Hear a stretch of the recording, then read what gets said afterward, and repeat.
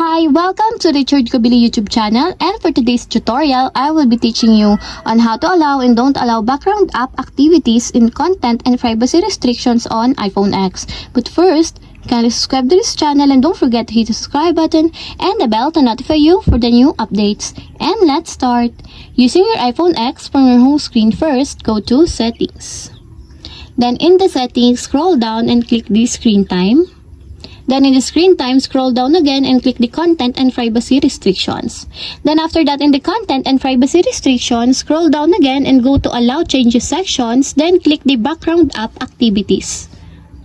Then in this part, if you want to change it to don't allow, just click it until there's a check mark on the side. And if you want to change it to allow, just click also until there's a check mark on the side. And that's it. We have successfully allow and don't allow background app activities in content and privacy restrictions on iPhone X.